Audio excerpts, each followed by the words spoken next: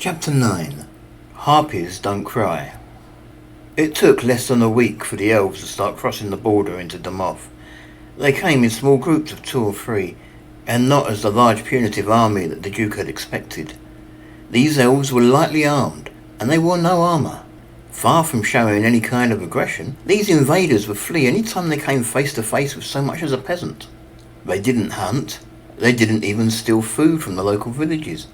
So Richmond was convinced they were crossing the border with their own supplies and then returning home when their food ran out. They were trying to make as few ripples as possible, presumably all the better to hide where they had been. Prisoners were taken. Over 100 elves were captured and sent for disposal in Leamington. What worried the Duke most was that some of them had been captured as far south as Bullmire and Fastbrook. Then, approximately 6 months after the siege of Goldspawn, slavers began to cross the border. Thanks to information garnered from the first invaders, they knew exactly where to strike. They bore down on the mostly defenceless villages, taking not only the population, but all of the livestock, the recent harvest, and anything else of value. Thus, the true nature of the elves' revenge was finally revealed. Inside of another month, Demoth was in chaos. Many of the more northern villages were empty, and where the people of those villages hadn't been taken by slavers, they were on the roads, making their way south to presumed safer parts of the dukedom. Many had even sought refuge at the castle itself. Of late, Sir Grant had been feeling quite impotent. He had done his best to stick to his duties of training the castle's young nobles, but the constant reports of elven attacks was getting to him. So when he saw the Duke standing on the battlements above the gatehouse, he decided to take a quick break and join the Duke so he could voice his concerns. "We have to do something about these elves," Sir Grant commented firmly. "I know that," the Duke said tersely. "I'm just scared of playing into the elves' hands. I only have 2,000 troops here at the castle. If I send troops out to defend the villages, it would greatly weaken us here, leaving us wide open to attack." "Maybe," Sir Grant agreed. "But if you don't try to defend your people and just sit here waiting for an attack that might never come, then before long you'll have no kingdom left. Remember, who supplies us with the food we eat? What about the taxes you collect for the king? What about the soldiers in your army?" "The soldiers in my army?" the Duke questioned. "Where do you think they come from?" Sir Grant pressed. "And what do you think is happening to the morale of those soldiers as they hear about their villages being ransacked by the enemy? Well, you just sit here and do nothing. It is your duty as the Duke to do all you can to protect your people." The Duke turned and walked along the wall for a few feet. Then he sighed. "Very well. Select 1,000 of the men, divide them as you see fit, and send them to shore up the defences of the most endangered villages. Send another couple of 100 men to the border and see if we can't do something about intercepting the slavers before they even cross into our domain." "I'll get right on it, Your Grace," Sir Grant replied, the triumphant look in his eye. The Duke breathed out heavily. "I'm glad we had this talk. I needed someone to point out what I already knew I had to do. I just hate the idea that I'm dancing to the tune of my enemy." "Sometimes there is no choice," Sir Grant responded. "Anyway, best to get that underway before my family and I leave for the palace." "You're visiting the palace, Your Grace?" "Manglos received a communication this morning," the Duke said. "Princess Maribella is getting engaged to Duke Astroff's son. The entire family is going to their engagement party, with the exception of young Reyes, of course." "Oh, of course," Sir Grant replied knowingly. "How is your new son?" Little Reyes was nearly 2, although physically he looked closer to being 4.5, nearly 5. Had he been human, the Duke would probably have decided that he was far too young to be practicing with a sword. As it was, though, he looked old enough to handle a practice blade. So it was that on the first truly sunny day in spring, approximately 2 weeks after the royal wedding, Reyes followed his sister out into the courtyard and put himself into Sir Grant's hands. The first few lessons went quite slowly. Reyes tried to listen to what Sir Grant was teaching him, but his mind had a habit of wandering. He couldn't understand why it was important to hold the practice sword in a certain way. Surely all he had to do was grasp the sword by the handle and strike down his opponent. He also didn't understand the reason why he had to stand a certain way. After 2 weeks of training day after day, Reyes knew barely enough about swords to know which end was the handle. Sir Grant started to put him up against opponents of about his same ability, while at the same time tried to drill into him the importance of holding the sword correctly. Despite his apparent inability to learn how to handle a sword, Reyes nevertheless always seemed to get the better of those he was pitted against. It was now a month since Reyes had first started to train with the sword. The clatter of wood against wood echoed loudly off the walls of the castle as practice swords clashed. On the training ground, Reyes was busily getting the better of his latest opponent. The Duke stood at the doorway of the residence, watching with pride. Reyes really wasn't very good with his sword, but he seemed to be using it more like a club, grabbing the handle in both hands and charging hard against his opponent. He had no finesse in his style, but he forced his sparring partner back with ease. "I see you're letting him practice the sword now." The speaker was Greyforth, and he wasn't alone. Little Minnie Tilda was holding her father's hand and looking shyly at her grandfather. Next to Greyforth stood his wife Alicia, and cradled in Alicia's arms was their new baby boy, Kel. The Duke turned to look at his eldest son. He then smiled reassuringly at his granddaughter before greeting Alicia. To her he gave a gentle bow. Greyforth understood what the Duke was driving at. He turned his attention fully to his wife. "Would you mind taking Minnie Tilda and Kel and leaving with my father for a few minutes? We're going to discuss my youngest brother." Greyforth couldn't quite get the disgust out of his words as he spoke. "Of course, dear," Alicia replied. "But, Daddy," Minnie Tilda protested, "I want to stay with you." "I won't be long, darling," Greyforth promised. "Please go with Mummy." Minnie Tilda looked as if she was going to argue the point further, but then she let go of her father's hand and toddled slowly over to her mother. Minnie Tilda hadn't been walking long and often preferred to be carried. Since her mother already had Kel in her arms, though, she would have to walk, at least until Greyforth caught them up again. "Do they know?" the Duke asked. He had watched Alicia and the children walk beyond reasonable earshot before speaking. "A husband should never keep a secret from his own wife," Greyforth replied strongly. "However, Alicia is a very wise girl. She knows there is something funny about Reyes. Let's face it, at the rate he ages, it would be hard to live in the castle and not know. Anyway, my wife has decided not to pry. Be sure, though, if she asks, I will tell her." "I guess I can ask no more," the Duke commented. Across the courtyard, Reyes was preparing to spar against another opponent. First, they saluted, and then their weapons touched just ever so slightly. Then, Reyes was off, clubbing at his opponent again. "He has no style," Greyforth said, watching the exhibition. "He's won every bout," the Duke replied proudly. "Because he's strong," Greyforth commented. "He forces his opponents back through brute strength alone. Give him an opponent with some real skill and he'll be defeated in no time." "He's not even 2 yet," the Duke stated in the boy's defence. "Anyway, he's only been practising for about a month." "That brings me back to my original point," Greyforth commented. "Do you really think it's wise to teach him how to wield a sword? Remember what he is." "Yes, I know," the Duke said, "but I think it's for the best that he learns. You know the other children in the castle hate him. You know they call him names behind his back. Do you know how many fights he's gotten into?" "4," the Duke replied calmly. "But in how many of those fights did he throw the first punch?" "I don't know," Greyforth confessed. "Not one of them," the Duke commented. Again he sounded quite proud. "Anyway, I think after the last fight there won't be too much more trouble in that direction." "Oh?" Greyforth commented. "He broke the last lad's left leg. The kid had to go to Mangloss to get healing. That sort of thing is only likely to breed respect in his peers." "We should probably be glad that he didn't kill the kid," Greyforth commented, shaking his head a little. "So yes, I'm letting him learn the sword. I think he might be quite an asset in the future. I'll probably tell Sir Grant to teach him the longbow as well," the Duke said. "A harpy with a longbow," Greyforth muttered disbelievingly. "Why not teach him the dart thrower while we're at it? I think we might be able to dig up a few souvenirs from our last battle." The Duke sighed. "You know, Mangloss wants to teach him magic, too." "You said no, of course," Greyforth sniggered. "Actually, no," the Duke replied.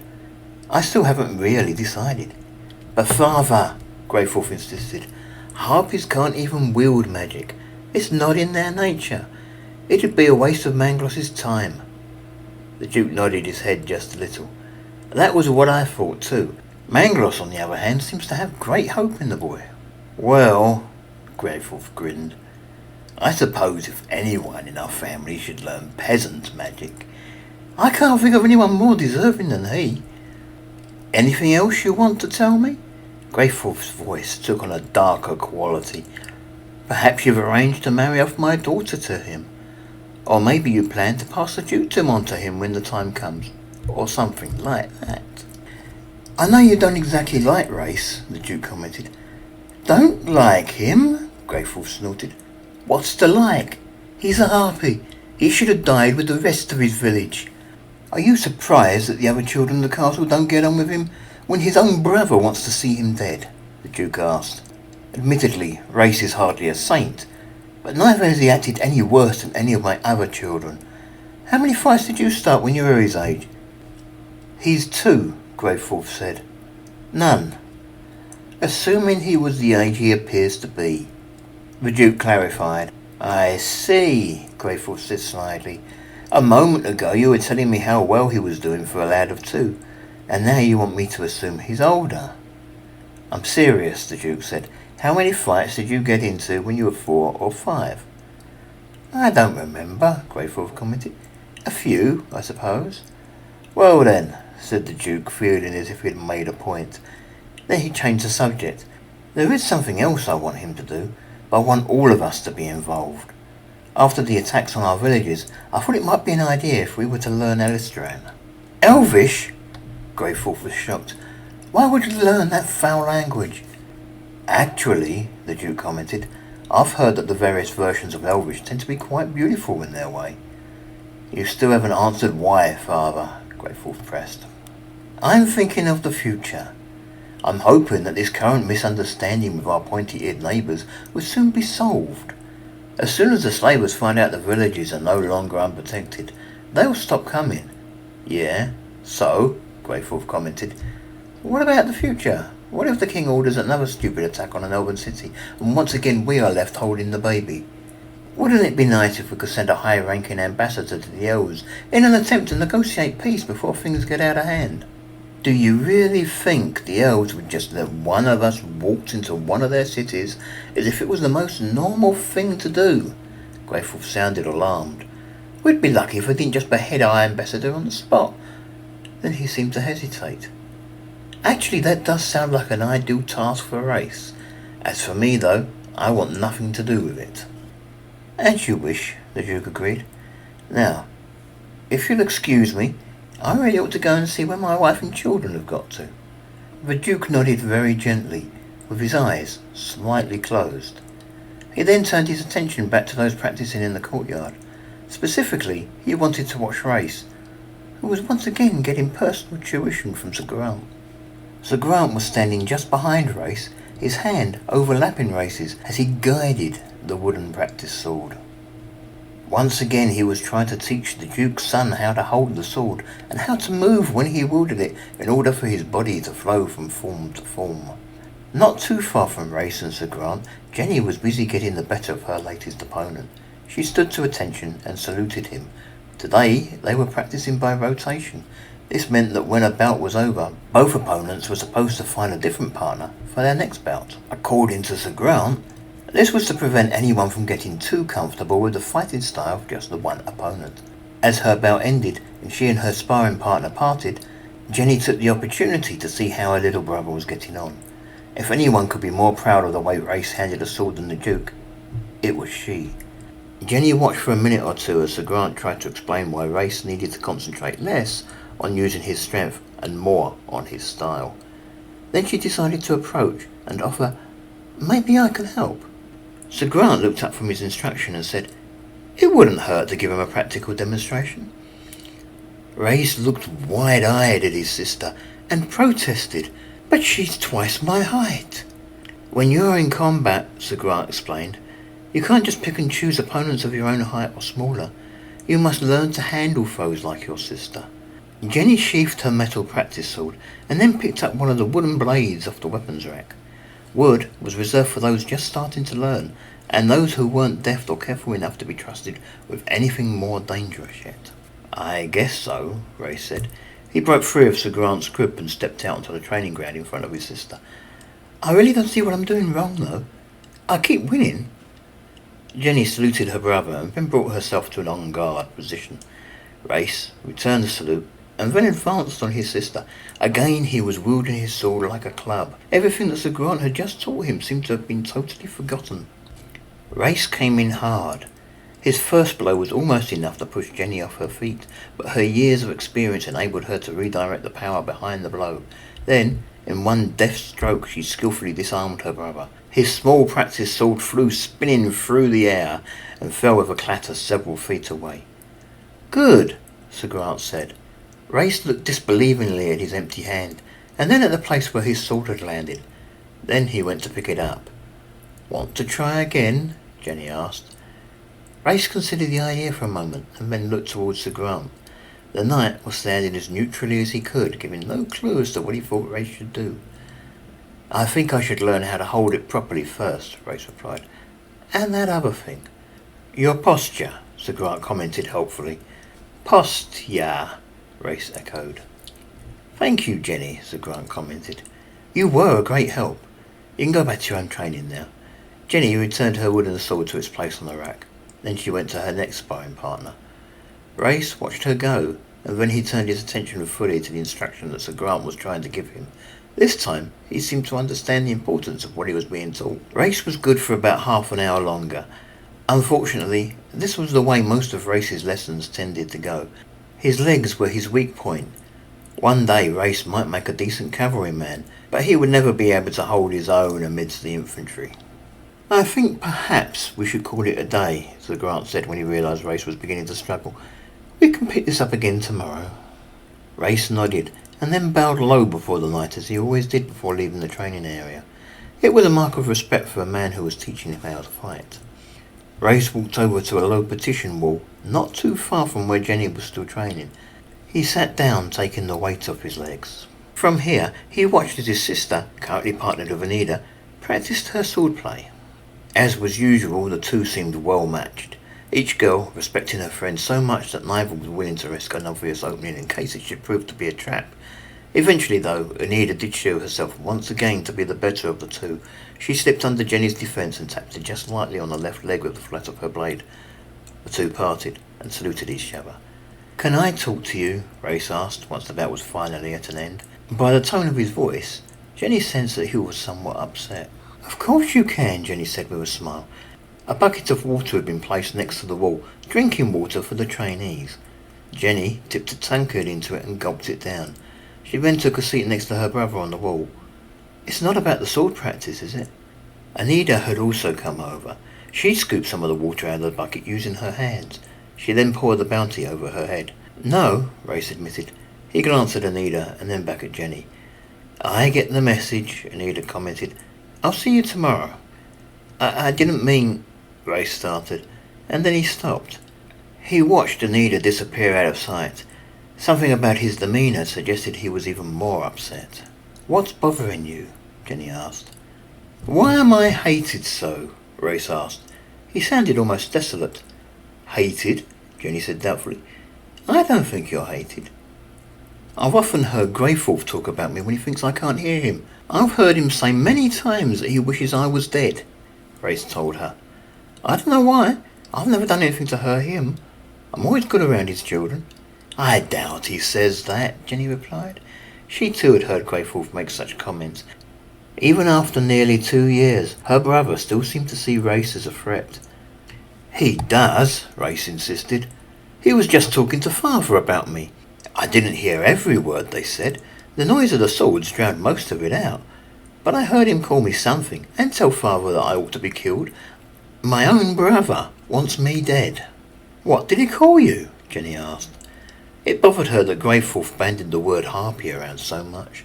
Greyforth obviously hadn't taken into account the fact that harpies tended to have such excellent hearing. Mangloss had warned it might be devastating for Reyes to suddenly discover what he truly was, especially now the Duke had recently started giving Reyes the same personal lessons about the various species of the world as he was giving her. Reyes must know what harpies were by now, and how humans tended to view them. "I didn't hear what name he called me," Reyes replied. "There was too much noise in the courtyard.